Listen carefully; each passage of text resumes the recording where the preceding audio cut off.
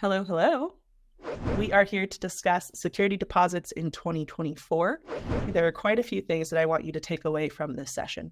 First and foremost, and you'll probably get tired of me saying it, but security deposit rules vary by state and county.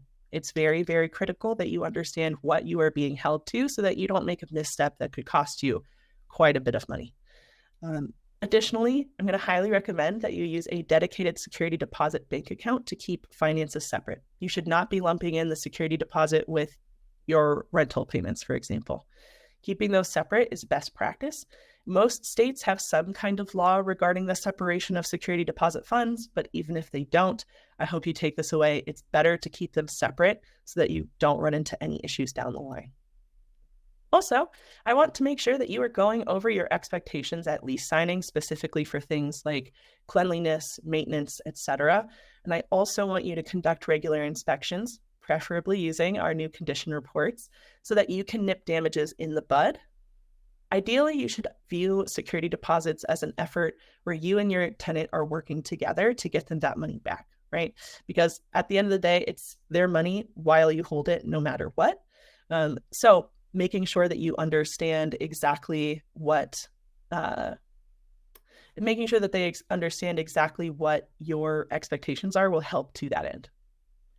Also, security deposit alternatives can be more affordable for tenants in the short term.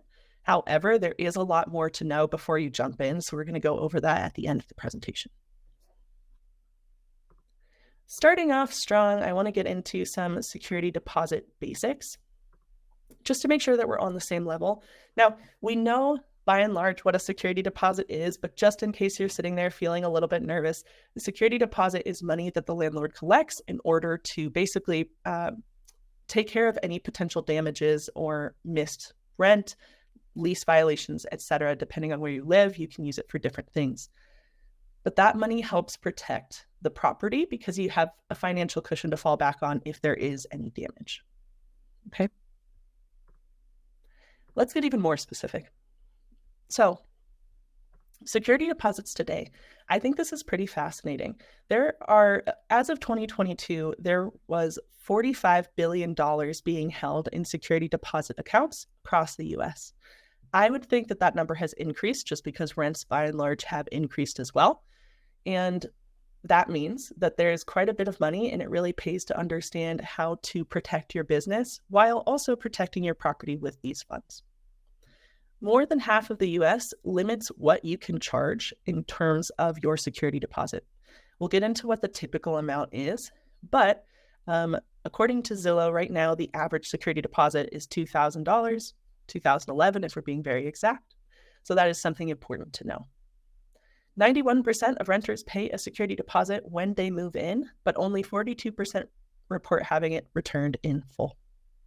Makes some sense, but we'll get into best practices to make sure that both you and your tenants are on the same page about how you can use that money. Also, security deposits, by and large, must be refundable if proper conditions are met. However, something that pops up is the idea of a non-refundable deposit. According to rent.com, a non-refundable deposit is a separate charge versus a security deposit. It's not allowed in all states. I know that there are some counties in California that allow it, for example, but it's not necessarily something you can do everywhere to have this non-refundable deposit. The non-refundable deposit is an essential fee. Basically, it's paid by the tenant to secure the apartment or the unit, and it holds their spot, basically. However, you want to be sure that if you are at a place where you can charge a non-refundable deposit, that you are very explicit with the tenant so that they understand that they are not getting this money back, what purpose it serves, etc. It's typically used in really hot markets where there are more tenants looking for vacancies than there are vacancies available. But again, make sure that you understand what you can charge before you delve into that world. Okay, because it's not allowed across the entire US. It's really not that popular. So check your local laws. Getting back to security deposits, it really presents as a Goldilocks problem. If you charge a deposit that's too low, it could result in financial damages down the line, and you could be at a loss, especially if the tenant defaults on the lease, damages the property, or otherwise gets involved in a situation where you could have applied those funds. However, if your deposit is too high, you will discourage potential tenants from choosing your property, especially if there are other units with lower security deposits. So you might be wondering, well, Krista, how do I know how much I should charge? Well, I will tell you. First and foremost, I want you to consider your state and local laws. We do have a really helpful resource that breaks down security deposit laws by state. Jonathan, if you're able to, I'd love for you to drop that link in the chat. However, if you can't see it here, we will send out this deck and you will be able to click in and find this information. That's really important. Start with what's legal. Then what you're going to consider is the rental price of your unit. If you are renting out a place that is $1,500 per month, it probably wouldn't be in your best interest to charge a $500 security deposit. You could, but it probably would not be a great business choice, right? You should also look at your property amenities because, again, this money can be used for damages in excess, right? Not just wear and tear. We'll get into that a little bit later. But consider what you have in the rental and how you might need to fix that up if there are damages down the line. Then I want you to look at what people around you are doing. Poke around on some listing sites, see what people are charging. This information ideally should be listed in your listing because it gives people a full expectation with what they're going to experience with you. And lastly here, consider if you have riskier tenants applying for your property. But I want to be very clear with what I mean when I say riskier tenants. So depending on your local laws, you as a landlord might be able to charge people with lower credit scores or an eviction on their record a higher security deposit, especially if they meet all of your other criteria. Okay, so maybe typically you would charge 1 month's rent for your security deposit, but you have an applicant who comes in and their credit score is really low. They explain what happened and they are willing to pay a higher deposit. Maybe you charge 1.5 to 2 months rent instead. Again, this money is refundable, assuming that they leave the property in the same condition that it was presented in, minus any normal wear and tear. But that is something that you can consider. However, if you do that, you should offer that same deal to any prospective tenants moving forward if they fall into that same category, okay? When in doubt, make sure that you contact your local HUD office to ensure that you are complying with your area's fair housing laws. And as I note here, in states without a cap on the security deposit amount, most landlords opt to charge between 1 and 2 months worth of rent. So that's pretty standard. However, there are other kinds of deposits, specifically pet deposits, which come up quite a bit. And I've noticed there's a lot of confusion about this. To clear the air, first and foremost, a security deposit is not the same thing as a pet deposit, and they shouldn't be used the same way. However, you're going to treat them similarly when it comes to accounting for how the funds are actually spent. So a pet deposit can only be used on pet-related damages. It's possible that in your state or county, a separate limit exists for how much you can charge for a pet deposit. For example, here in sunny Colorado, we have a new limit on what people can charge for pet deposits. This should also be refundable. And typically it ranges between $100 and $600 if there is not a cap in your state. Please, please, please, please do not mix security deposit funds with pet deposit funds. So when you have, let's say, Fido just comes through, he scratches up all the hardwood floors, you should use the pet deposit to pay for those pet damages. You should not use the security deposit, right, for those damages. If the amount that the pet damages total surpasses the actual pet deposit, I want you to contact your local real estate attorney and figure out the next best step. But from all of my research, what I'm seeing is you cannot mix those funds. You couldn't say, hey, I'm going to use the security deposit to cover the pet damages on the hardwood floor. Because if you're collecting pet damages, or excuse me, if you're collecting a pet deposit separately, it should only go toward pet damage.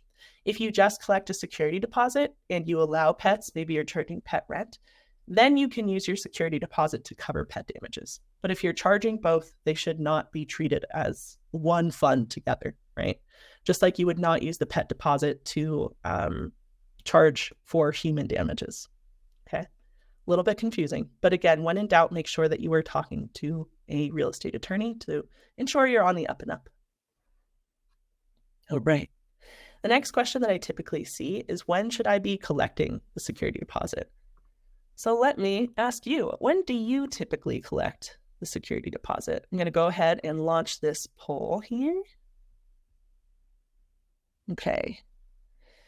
So, very curious to see when you collect your security deposit. Give you about a minute to answer. There is a best practice, which we're going to go over, but there's some flexibility here depending on what works for your business. Again, always make sure you're checking your state and local laws to ensure compliance, but this one is typically whatever is comfortable for the landlord. All right. So, vast majority of you collect the security deposit on lease signing day. And then we have about 30% saying that you collect after the lease is signed, but before you hand over the keys. So far, no one is saying you collect the security deposit after you hand over the keys, which honestly, that's a good practice. That's a smart thing to do. It gets a little bit tricky if you are trying to collect that money after you've already handed over the keys. So would not recommend it. In fact, what I would recommend is for y'all to collect the security deposit ideally on lease signing day or before. So I'd recommend collecting all move-in fees when the tenant is signing the lease. It makes a lot of sense. Usually tenants are prepared to do that. If there is any question about flexibility or like a payment plan, I would say collect half of the security deposit / all move-in fees before lease signing day and the other half on lease signing day. That would make sure that you have all of the funds that you require to keep running your business, and also gives them a little bit of flexibility so they don't have to come up with a lump sum on that day. When you collect a security deposit, please provide a security deposit receipt and also make sure that you're keeping one for your books. You can very easily keep this documentation in your TurboTenant account for free. We have great documentation storage in there. That way you can always access it and you always have proof that this actually took place. That's pretty critical. When it comes to what to put on that security deposit receipt, there are a few different data points you want to make sure you collect. So at minimum, you should list out who paid for which property, so specifically the address, along with how much they paid, when they actually made the payment, and then include the signatures and contact info for everyone involved. Depending on where you live, you might, or I should say where you own property, you might need to provide additional details on the receipt and in your lease. So some states require you to specifically write out the address of where the bank is, what kind of account it's in, the account numbers, etc. It's more common than you would think. So again, please make sure that you check your local laws. When you get a copy of this presentation, you can go through and use our information as a jumping off point. We do list out security deposit laws across the US by state. But I want you to know exactly what you are being held responsible for, because there can be monetary damages awarded to your tenant if you flub this part. Okay. So next up, we're going to get into some critical security deposit facts, but let me take a quick look and see what we've got going on in the questions here. An attorney here in California advised us to separate pet deposits from security deposits, but just to advised us not to separate pet deposits from security deposits, but just to increase general security deposits. In many cases, pet deposits would not be enough to cover damages, repair, or replacement of hardwood flooring. Do you disagree? Great question, Marilyn. So I would say definitely lean on what your attorney told you. And it makes sense to me if you just have a higher security deposit, because then you have the flexibility to use those funds for any damages that could be accrued during the tenancy, versus separating it out for the pet deposit versus the security deposit and getting into the weeds, kind of creating more work for yourself. So if you live somewhere where there is no cap and you have some flexibility with how much you charge, I think that's a great strategy. All right, popping over into the chats. Oh, look at that. Jonathan's a peach. He put in that information. I see that LA new law says a pet deposit is still a deposit and included in the 1 month or any applicable limit. What about security deposit insurance? Stephen, great question. We're going to get to that at the very end. Okay, see some great chats going on. Feel free to continue chit-chatting in that chat. But for now, we're going to continue running. Okay, wait, I see a question. I lied to you slightly. If you outline in your lease that the security deposit will be used for damages not covered by the pet deposit, would that be okay? So, typical disclaimer, I'm not a lawyer, I'm just a good-looking researcher. So the more you can bolster out your lease and explain your expectations, the better. I would say it should be all right if you specifically outline what the security deposit will be used for. I think that makes sense, especially if you are also collecting a pet deposit. I would want you to make sure that you are also writing out what the pet deposit would be used for so that you and your tenant are on the same page and can both reference that moving forward. But again, the more information you can have in your lease, the better, in my opinion. All right. Great questions. Appreciate you guys chatting in. Let's keep it rolling. So I am going to encourage you to reframe the security deposit in your mind, right? So security deposit funds are always your tenant's property. It is not yours. It is not your money. I know that sounds a little bit harsh, but it's true. It's money that you are inherently holding for them. And then the goal should be to get as much of it back to your tenant as possible. Thus, you can use it as a common ground for rental upkeep and setting expectations. When appropriate, I want you to remind your renters that you want to help them get this money back. This encourages them to maintain your standards, and it strengthens your professional relationship because it feels more like you're working together versus they're being penalized for some reason that they don't understand.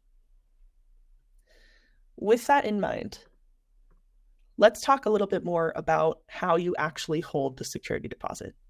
Some states, as I mentioned, actually require you to keep those funds in a separate account or to procure a security bond.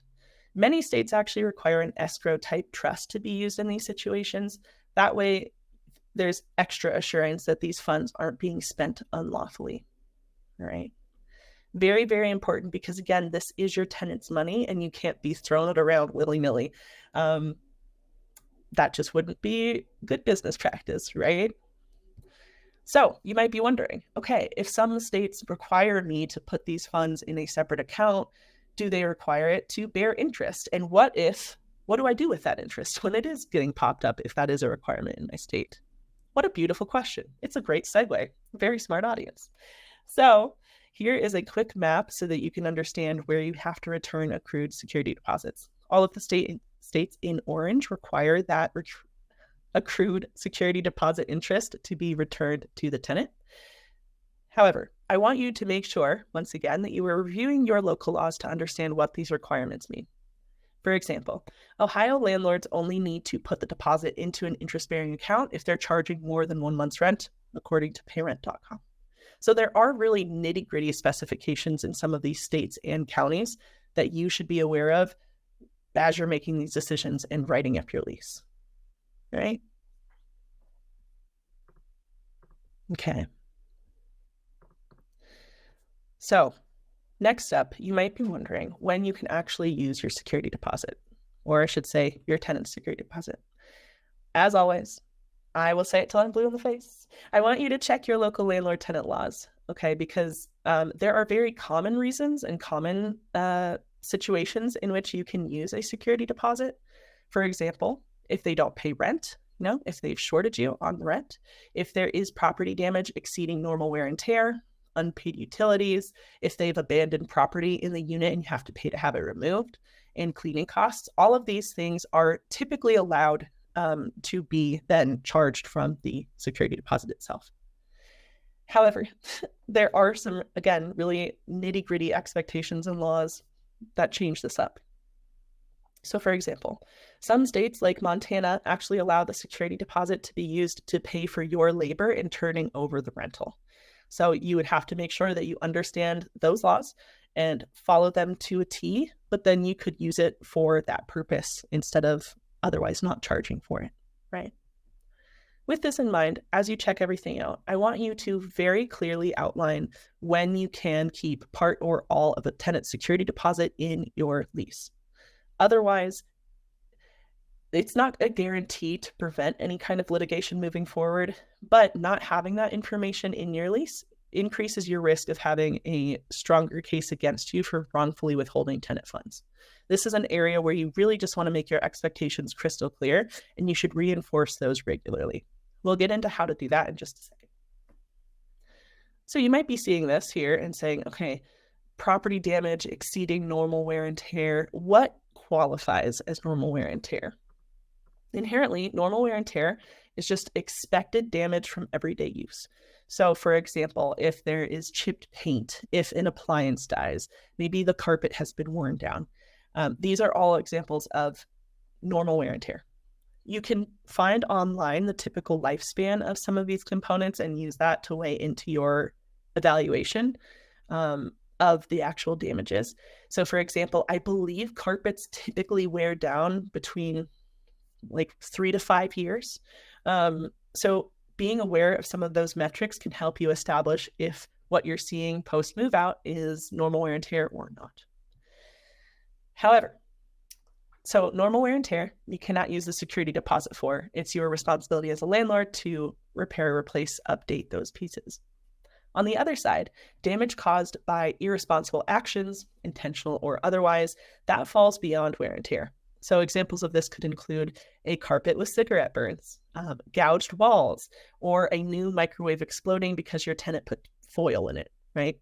All of this falls beyond normal wear and tear, and thus the security deposit could be used to rectify those situations. When it comes to assessing your property, there are a few things that I want you to keep in mind.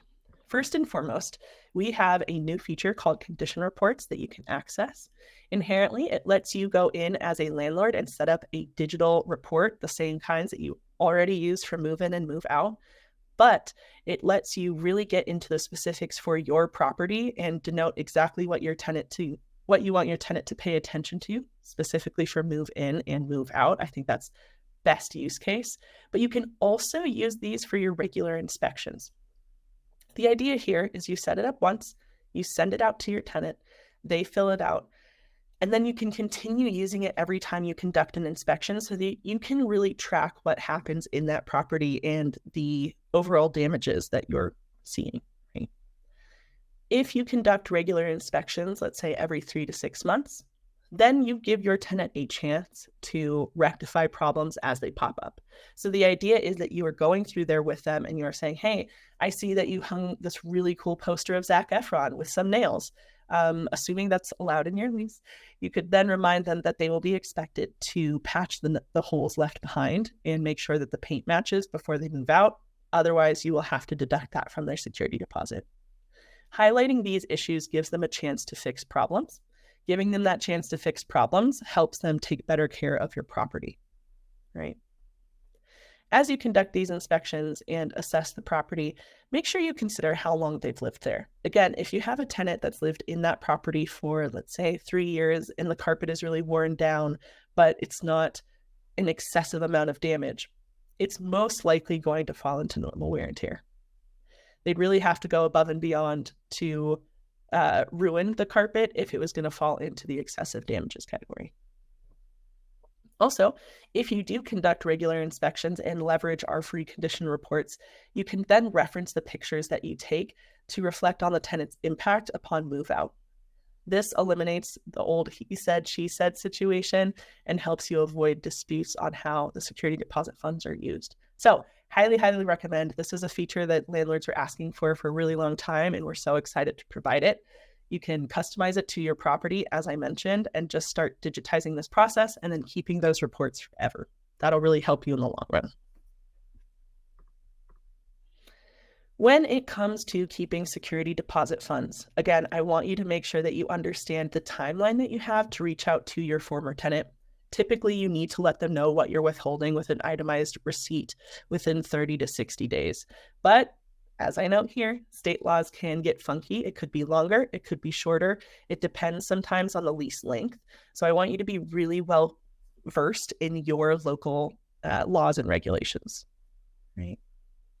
When it comes to keeping security deposit funds, you need to provide an itemized receipt that outlines the costs of expenses, hopefully the companies that you use to complete the work. That helps eliminate the feeling for tenants that you're just keeping their money without cause, if you can give them that level of detail.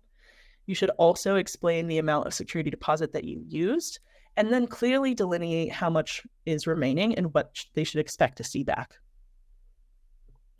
If you didn't know, 1 in 4 renters have lost their security deposit without any explanation from their landlords at all, according to a Rent.com survey.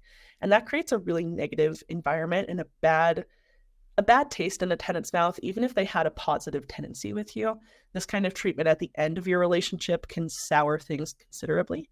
Also, it cuts off word of mouth referrals, which can be really valuable, especially if you are somewhere with a lot of traffic, or student housing, for example, does really well with word of mouth referrals. So the more that you can streamline this process and be very transparent, the greater the likelihood that they are willing to share your information with their friends who are looking for housing, which can cut down on your vacancy cycle. So another common question I get all the time is, well, Krista, what happens if the damages exceed the security deposit? I told you get tired of me saying this, but you should check your local laws to make sure that you understand exactly how long you have to address these issues. Do not put off going through and doing the move out process and assessing the damages. Okay. Like I said, you typically have a very limited window to actually go through and understand what the damages were and then to take action accordingly. I want you to go through and make sure that you have proof of what the state of your rental inherently. So use that move out report, take pictures and videos of all damages before they're repaired. Then you need to list the damages and cost to repair and bill the tenant for the difference. Make sure that you are saving your receipts. If you get quotes from different companies, save those too, because at the end of the day, you might have to prove what you are trying to charge. And it can be really difficult to claw back funds for damages that exceed the security deposit transparently. That's why it's good to have a system set up at the very beginning that tries to protect you as much as possible without damaging your chances of finding a prospective tenant by being too high. So what happens if it does go the litigation route? What can you do? Well, hopefully it won't. But again, being proactive is going to save you quite a bit of heartache in the long run. So before you even get down the line for a security deposit, I'm going to encourage you to maintain great tenant screening processes with TurboTenant. This is free for landlords. You can go through, you have your prospective tenant pay the application fee, and you can get a sense of who is actually moving into your rental if they've had issues in the past with leaving, rentals in a bad state. I would also encourage you to reach out to former landlords of theirs to figure out, how did they leave the property? Would this person rent to them again? Use that information to move in excellent tenants, and you can avoid security deposit lawsuits, any type of lawsuit. So really do your work at the front end of this process to set yourself up for a more streamlined conclusion. Also, make sure that you add language to your lease that communicates your expectations, okay? I want you to have a very blatant conversation with your tenant where you go through and you explain to the T what you expect from them in your rental. Additionally, you should provide a list of approved changes and upgrades, right? Assuming you allow them. So, for example, you could let them know that they can use command strips to hang up items weighing 5 pounds or less, but anything else would be deducted from their security deposit, etc. Right? If you do not allow any changes or upgrades at all, I would write in something that says, you must have written permission from the landlord in order to make changes. Anything updated in the rental without written permission could be deducted from your security deposit upon move out. Again, not a lawyer. Make sure that you doctor that up. But that can be a great way to protect yourself and set very clear boundaries about what is and is not acceptable and what will penalize them in relation to their security deposit. Also, make sure that you are documenting all damages before move in and move out with our customizable condition reports. Okay, this is a great tool that you can use. It will protect your business in the long run if you are consistent with it. And again, it is free. So go check it out. Highly, highly recommend. But that's not all you can do. As I mentioned earlier, conducting regular inspections, that is a great way to ensure that you have a record of letting your tenant know what issues you're seeing.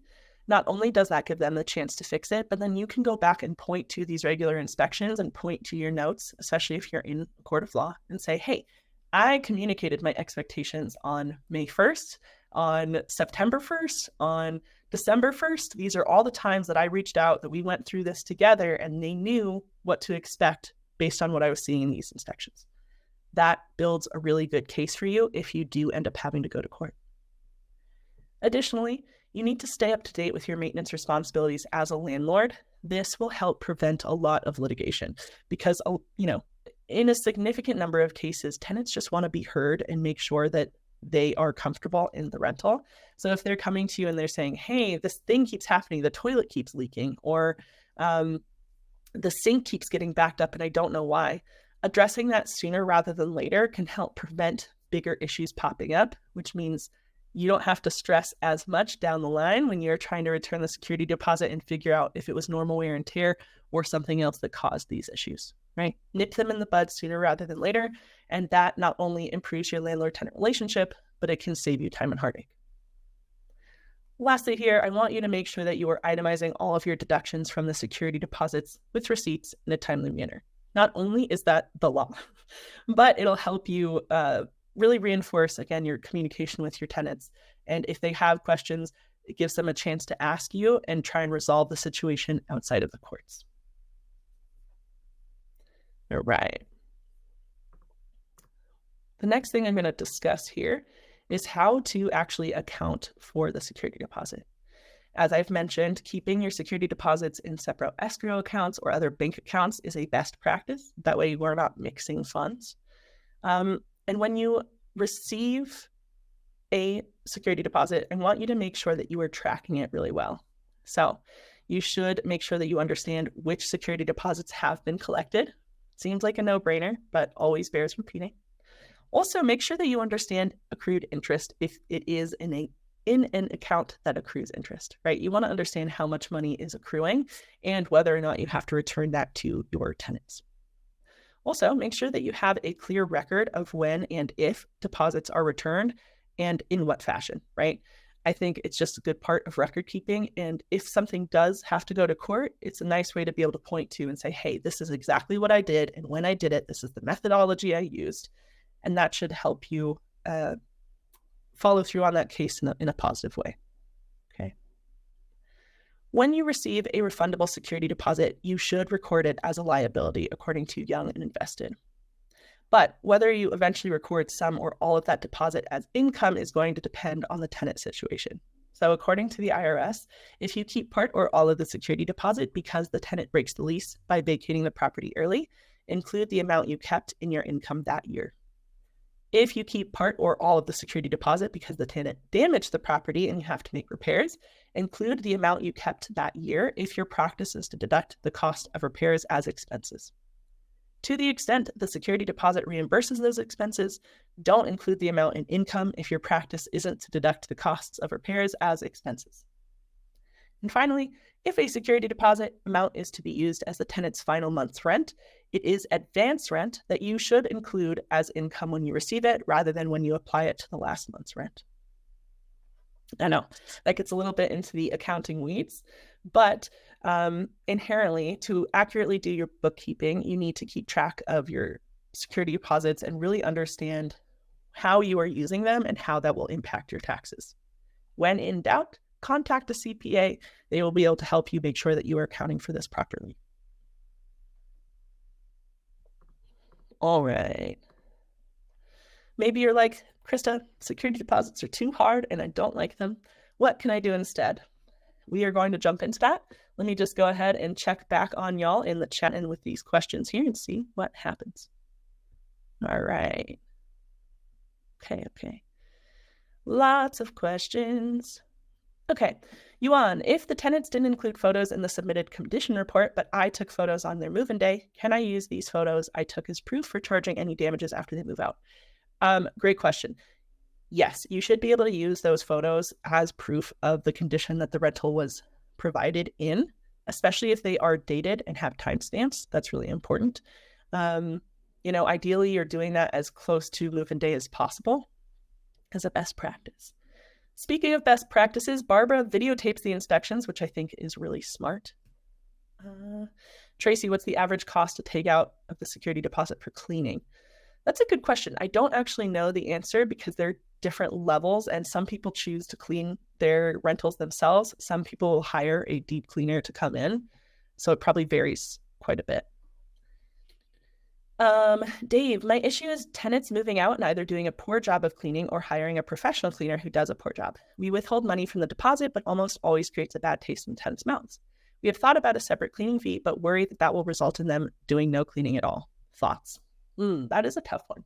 So what I've seen done before, and it's pretty successful, is that in the lease, landlords can say, upon move out, you must contact this cleaner, or maybe you give a couple choices if you have someone, a few reputable folks that have worked for you before, and conduct a deep cleaning for X amount of money that is to be paid by the tenant, right? So you can set pretty clear expectations.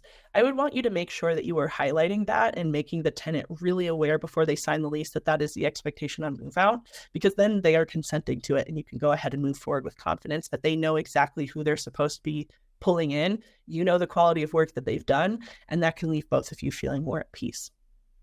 Barbara likes the idea of a separate cleaning fee. Again, as long as you are disclosing that up front, I think it's worth trying. Now, I wouldn't make it an exorbitant amount, personally speaking, especially depending on how much you're charging for the security deposit itself. But if it's something that you both agree to and they sign the lease, they're very clear about that. Again, it's a legal document. They have the right to try and negotiate with you. But at the end of the day, if everybody's in agreement, it's a pretty solid way to do it. Matthew disagrees. He said he would not separate. You might not be able to use the rest of the rent use the rest of the security deposit even if the cleaning deposit is exceeded. So no benefit. Interesting. Yeah, lots of good communications here going on. Okay. Denise mentioned that in Massachusetts, she did the letter and the list with photos to the tenant all within 30 days. Massachusetts thinks that holes in the walls are the landlord's responsibility. So when they determine that, you were fined 3 times the cost. It is too much paperwork, even with good paperwork. So I'm in agreement that I strive to get good, responsible tenants and do good communication. Man, that's wild. I'm sorry. That sounds like a really unfortunate situation, especially because from my seat here in Colorado, I would assume that holes in the walls were the tenant's responsibility because they put holes in the walls. But I applaud you for striving to get good, responsible tenants into the mix and then maintaining great communication with them moving forward to avoid that in the future. All right. Lots of great notes here. Okay. Yes. Matthew mentioned that, outgoing tenants are not going to be thrilled about additional charges, and they do often forget how nice the place was when they moved in. So that's why having those pictures and that condition report digitized is really helpful. You want to make sure that you're being fair, as they mentioned, because that is critical. So again, protect yourself, keep good documentation. Good documentation is critical to maintaining a landlord business for long. So just do it at all times. Krista, don't forget you can increase security deposits with annual increases. Make sure you check your local laws, but that is true, especially now. You should only do that, in my opinion, if you are making upgrades to the rental. It's not something that I would suggest just pulling the lever on every year as you increase rent, because that, even if it's within your right, if you are just continually increasing that amount, it creates a sticky situation. But you're right. There are definitely situations in which you can increase that security deposit, especially if you are, let's say updating amenities, you've put in new features that require extra protection. That is something to consider. Monica, I have a 3 flat. Do I have to separate all 3 security deposits in 3 different accounts? I would recommend so. Again, you don't want to mix these at all, but check your local laws. If it's easier, then you could, and it's legal, you could put them all in one spot. But best practice would be to just keep them separate, because that makes it really easy to track and to make sure that you're not, misusing funds even accidentally. Okay. What if a tenant decides to get a pet? Can you increase the security deposit? Eugene, that's a great question. I would say if they have a pet, you should have a conversation about that with them. There are a couple different factors to consider. You could, It's kind of sticky. I don't know specifically if you could increase the security deposit for having a pet. Let's say that it's mid-tenancy and they decide to get one, and that's allowed with your rental. It's written into your lease that they can have a pet. For ease of use, if I was in your shoes, I might opt to ask for a recurring pet rent and perhaps also a pet fee, which is non-refundable. You could also just do pet rent. You could charge a pet deposit at that point, but we've talked a little bit about how that can get sticky. So, I think opt for other options first, if only because I think that is an easier sell to tenants, but make sure that you're contacting your local real estate lawyer and seeing what the best option is for you.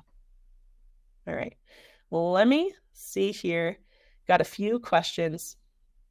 What forms of communication hold in court between landlords and tenants? Lisa, that's a great question. I would say most often it's anything with a timestamp and a proof of delivery, right? So certified mail, for example, is often used and required to ensure that the tenant actually receives what they're supposed to be receiving. You can also lean on things like TurboTenant's messaging, which has timestamps. Just bear in mind that even though it has a timestamp, it doesn't 100% prove that that person read the message, even with a read receipt on. So always keep it in writing is my professional opinion, and try and make sure that there is at least some backing for when the conversation took place. Read receipts, certified mail, etc. Lisa, is there a way to report bad independent landlords? Depends on what they've done, right? So let's say that they are misappropriating security deposit funds. Yes, you can go after them, usually in some kind of litigation sense, right? You're going to probably need to go to small claims court or otherwise reach out to your local 311-211 number, your information line, to understand the best course of action.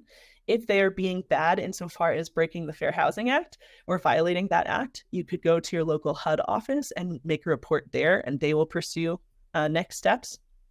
There are quite a few different ways that you can report a bad landlord, but it's going to come down to what they're actually doing. My tenant claims that a cut on the leather sofa is normal wear and tear. How can I reply that it is a damage? I guess, well, one, if you have documentation of what the leather sofa looked like throughout tenancy, then you can point back to that and say, hey, no, like, look at this. It was not like this when you moved in. It doesn't make a lot of sense for a cut to be normal wear and tear. That seems like excessive damage. How was the cut created? If it's literally just from the sofa wearing out and now there's a cut, it is probably going to be normal wear and tear depending on when you bought the sofa and how old it is. So I would take a look at those details. How old is the sofa? Do you have documentation of how the treatment of the sofa shook out over their tenancy? And then you can let them know, hey, looking at this, the sofa was only a year old, and so it doesn't make sense that it wore down to this point. Or, hey, it was created by a knife, and that is not normal wear and tear. That's a kind of tricky one, though, Slava. I'm sorry. Marilyn, do you have any thoughts on charging pet rent in lieu of a pet deposit? I have several thoughts. Actually, as a little spoiler for y'all, we are producing an ebook this month that is all about pets, how to leverage pets to make more revenue, all sorts of things, including pet rent, pet deposit. We also touch on emotional support animals and the laws regarding them. All this to say, yes, I think that one of the pros of collecting pet rent is that you just get to keep it and you don't have to explain how it's spent, right?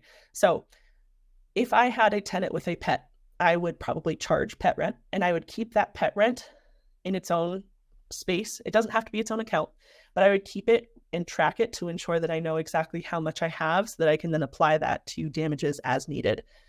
Versus a pet deposit, it's still a good practice, but it just requires more admin work. So take it or leave it, but that is a good method in my opinion. Is it law to have approval from a tenant before sending him final check? No, not to my knowledge. Typically, a tenant they don't have to approve of how the security deposit was used if you have good documentation and you can clearly outline exactly how it was spent. They might not like it. They're likely not to like it. But if you have clear documentation, receipts, quotes, etc., then you are within your right to use the funds lawfully to take care of whatever damages or unpaid rent, unpaid utilities, etc. were left behind. Okay. Could I turn captions on? I believe that's a setting that you have to do individually. I feel you, Alexandra. I am hard of hearing myself. Let me see. I'm going to click around. You might see a settings button on the bottom of your screen where it should list captions. But my apologies if you don't. It's a really good note. We're still debating on whether or not we're going to switch over to the software, and accessibility is super important to us. So I will keep that in mind, but I'm sorry I don't have a clear-cut solution, Alexandra. Lisa, do emails count for communication because someone's purposely hiding their address? Yeah, emails should count. It's tricky because it's hard to prove that they saw it unless they respond. But emails are a great way to have written documentation and written proof that you reached out. So I would say yes, but if you can find any other information, try and leverage that as well. You can try and message them through TurboTenant if they have TurboTenant, if you're using that account. But definitely a sticky situation, I'm sorry. All right. I've hit most of these questions, I believe. All of them. So we will, all right, let's see. If a tenant decides to move out without 30 days notice as required in the lease and landlord states they will not make you stay, does that negate any charge for the 30-day period or until another tenant is found? You know, I'm not 100% sure on that, David, and I don't want to lead you astray. I would recommend getting in touch with your local landlord-tenant laws. Here in Colorado, that's a 211 number. So I would look up your local information line and they should be able to direct you to someone who has better understanding for your locality. All right, let's keep grooving. So as a reminder, we're talking about security deposit alternatives now. I am very curious. Do you accept security deposit alternatives? Just you wait. I'm going to go ahead and pop this little poll. All right. So do you currently accept security deposit alternatives? Very curious to know. There are quite a few out there on the market. We're going to go over some of the pros and cons here shortly, but I'm curious. Feel free to vote. Right now, the vast majority of you are saying, no, I do not, which is fair. They can be useful in some regards, and there are some definite drawbacks that I want you to consider before you allow these, especially because they're not legal in every state. One of those funky things about having a collection of 50 states and overarching laws do not necessarily apply to all of them, especially in the rental space. All right, looks like we have 98% of people saying, no, I do not accept security deposit alternatives, and just 2% saying yes. Very interesting. I am not entirely surprised, but let's make sure that you understand what's out there just so you have a fully informed view of this option. So as I mentioned, there are a bevy of different security deposit alternatives.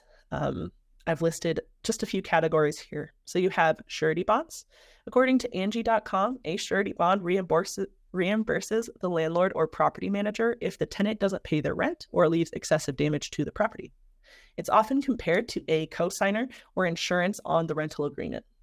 The surety bond takes the place of a security deposit and lets the tenant move into their apartment with less money due when they're actually signing the lease. Okay, so less expensive in the short term, but it can kind of snowball quickly if it ends up having to be used. The tenant pays the surety company instead of the landlord a percentage of the security deposit. The rate depends on the surety company, but it can be as low as 17.5% of the security deposit. However, if more damage is left than typical wear and tear, or they miss rent payments, the surety bond covers the costs to the landlord if you file a claim. It's important to note that the tenant will ultimately reimburse the surety company the expenses they've paid in addition to any non-refundable fees for setting up the surety bond. Insurance policies are similar. The tenant purchases an insurance policy which protects the property owner from unpaid rent and property damage. The tenant would then pay a monthly fee in addition to rent, and that would be paid to the insurance company. Okay. Credit authorization products connect a tenant's bank account to the bank account for the property so that you can take automatic deductions in the case of damages, according to Rhino, which is a surety bond company. Guarantor products are typically the most expensive. These are designed for renters who need guarantor coverage, as you can guess from the name.